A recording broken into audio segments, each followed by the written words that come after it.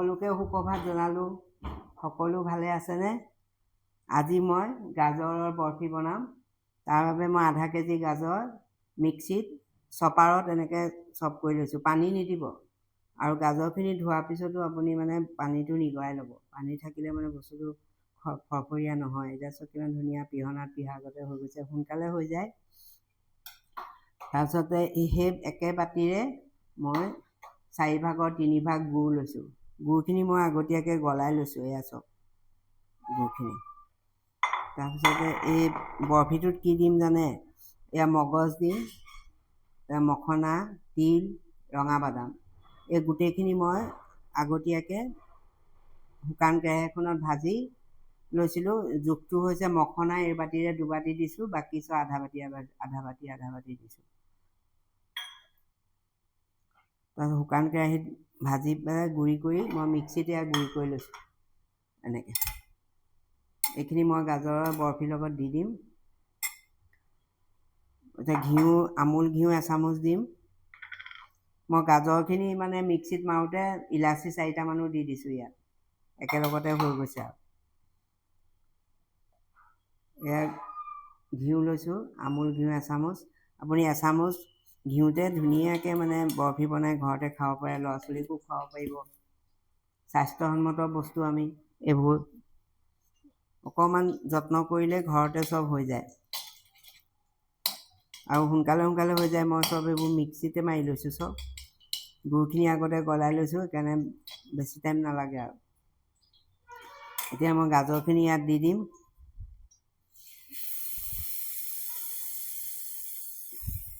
গাজৰখিনি যেতিয়া ভাজ খাব, জুইটো মই ল' টু মিডিয়াম কৰি থৈছোঁ, গেছৰ জুইটো। গাজৰখিনি আপুনি এনেকৈ ভাজি থাকিব। যেতিয়া ভজা হৈ যাব তেতিয়া আপুনি এইখিনি দি দিব, এই মখনা বাদামৰ গুড়িখিনি দি দিব। এতিয়া গাজৰখিনি ভাজি আছোঁ, ভাজা হৈ লওক। মই কমাই থৈ দিছোঁ, বেলেগ কামো কৰি থাকোঁ, মাজে মাজে লৰাই থাকিম।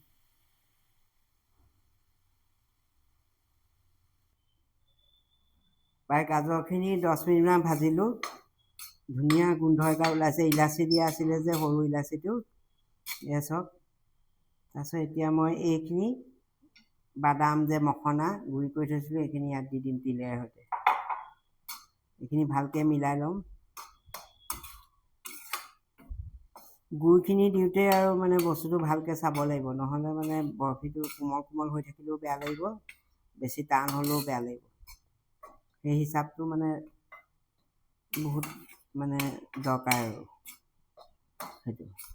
গাজৰ খুব স্বাস্থ্যসন্মত বস্তু, ল'ৰা ছোৱালীক আপুনি দিব পাৰে, খায়ো ভাল পাব।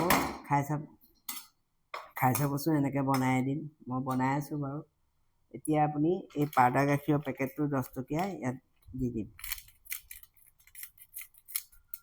বাদাম মখনা এইবোৰ ভাজি থোৱাই আছিলে, বেছি নাভাজিলেও হ'ব আৰু। ইয়াত দি দিম এনেকৈ মিলাই পেলাই।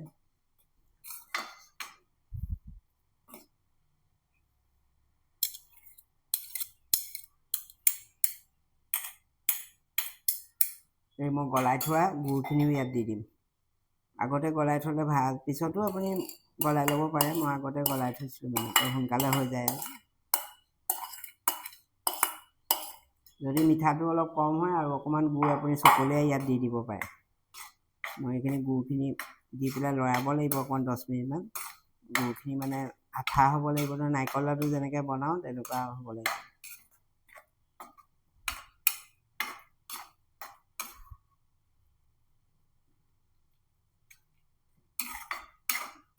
এতিয়া গুড়খিনি গলি থওক, ভাজ খাই থওক। কমাই থৈ দিছোঁ, ময়ো বেলেগ কাম কৰি থাকোঁ আৰু লৰাই থাকিম।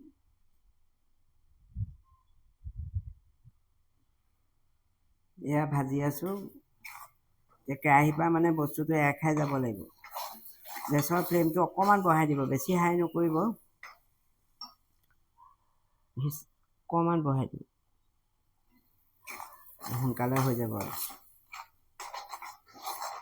আপুনি ঘিউ আৰু দিওঁ বুলি ক'লে দিব পাৰে, আমি দিয়া নাই আৰু। বেছি ঘিউ চিউ খালেও বেয়া যে, আৰু দিলেতো আৰু ধুনীয়া হ'ব। ল'ৰা ছোৱালীয়ে খাবৰ কাৰণে আপুনি আৰু ইয়াত ঘিউ 2 চামুচমান মিলাই দিব পাৰে গুড় দিওঁতে, তেতিয়া আৰু ভাল হয়। কিন্তু এতিয়া আমি খোৱা নাই, কাৰণ আমাৰ কাৰণে বেছি ঘিউ চিউ খোৱাও এতিয়া ভাল নহয় যে, ডাঙৰ মানুহে খাম।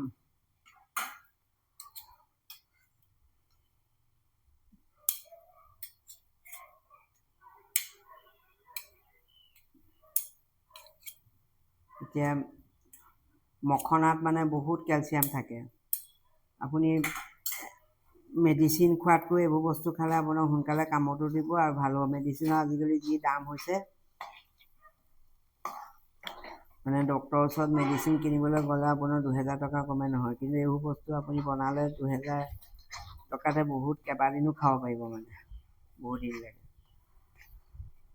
ঘৰতে আমি ভিটামিনযুক্ত বস্তু বনাই পেলাই খাব পাৰোঁ কম খৰচতে। আমাৰ ইয়াততো চব বস্তু এভেইলেবল। গাজৰ এতিয়া 50 টকাতে 1 কেজি পায় গাজৰ।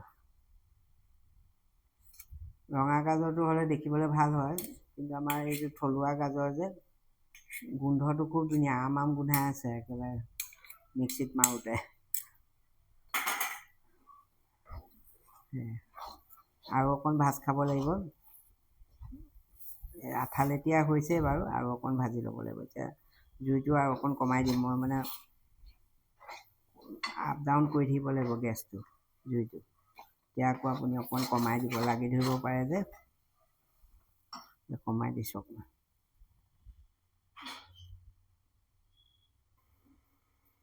এনেকৈ লৰাই থাকিব, কেৰাহীৰ পৰা মানে বস্তুটো এৰাই আহিব লাগিব দেই।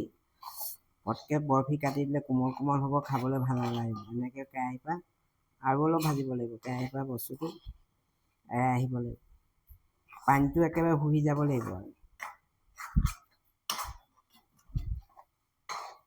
আৰু অকণ ভাজ খাব লাগিব। আঠালেতিয়া হৈ গৈছে, চামুচখনে এৰুৱাই দিবলগীয়া হৈছে।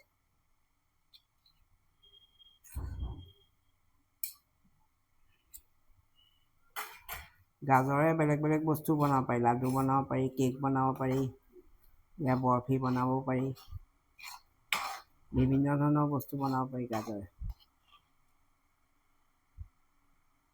বহুত ভিটামিনো আছে, চকুৰ কাৰণে ভাল গাজৰ।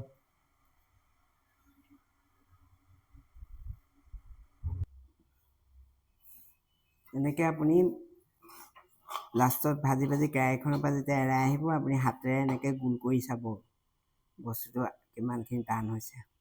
এনেকৈ গোল কৰি চাব, আৰু অলপ ভাজিব লাগিব। চব হাতত লাগি ধৰিছে যে, হাতত লাগিব নালাগিব মানে, এয়া হাতত লাগি ধৰিছে, আৰু অলপ গুৰটো পাক খাব লাগিব।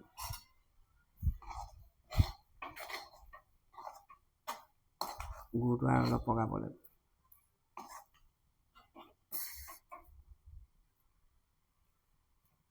থওক, মই জুইটো অকণমান বঢ়াই দিছোঁ। আপুনি আঁতৰি গ'লে জুইটো কমাই থৈ যাব, তেতিয়া লাগি নধৰে, আপুনি বেলেগ কামো কৰি থাকিব পাৰিব। যেতিয়া ওচৰলৈ আহে অকণমান বঢ়াই পেলাই ভাজি দিব, তেতিয়া সোনকালে হৈ যাব। আৰু মই কমাই থৈছোঁ কাৰণে অকণমান দেৰি লাগিছে, কিন্তু আপুনি যদি অনবৰত লৰাই পেলাই বনাই থাকে, তেতিয়াতো সোনকালে হৈ যাব। বেলেগ কামো থাকে দিয়কচোন, পাকঘৰৰ লগতে মাইকী মানুহৰ বেলেগ কামো কৰি থাকোঁ, পাকঘৰ কামো কৰি থাকোঁ। দুইটা কামেই মোৰ হৈ যায়। মই সদায় গেছৰ ফ্লেমটো কমাই থৈ দিওঁ। আঁতৰি গ'লে আপুনি জুইটো কমাই গুচি যাব, লাগি থাকিব নালাগে আৰু। এতিয়া মই ওচৰতে আছোঁ কাৰণে অলপ বঢ়াই দিছোঁ। পানীটো একেবাৰে শুহিব লাগিব মানে।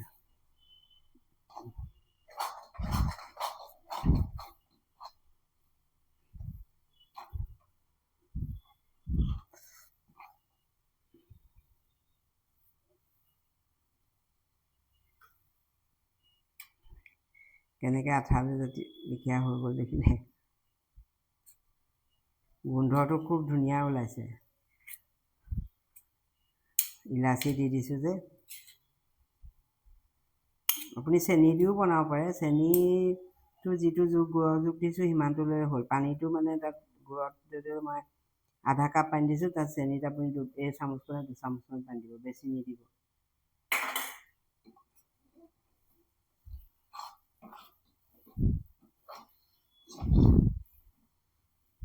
এতিয়া বৰফি প্ৰায় হৈ গৈছে।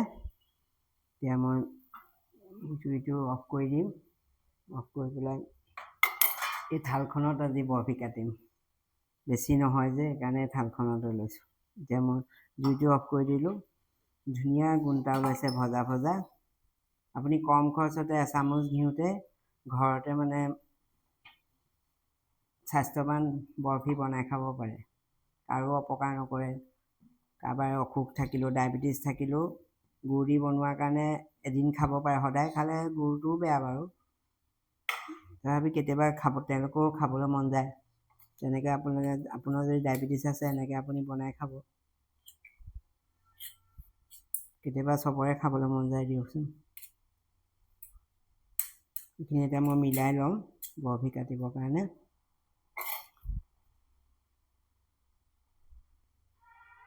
এয়া এচামুচ ঘিউতে কেনেকৈ গাজৰৰ বৰফি বনালোঁ চব। ঠাণ্ডা হ'লে কাটি দেখুৱাম। ওপৰত মই মগজ কেইটামান ছটিয়াই দিছোঁ আৰু বগা তিল। আপুনিও দিব, এনেকৈ বনাই খাব। দেখিবলৈও ধুনীয়া লাগিছে। ঠাণ্ডা হ'লে কাটি দেখুৱাম বাৰু।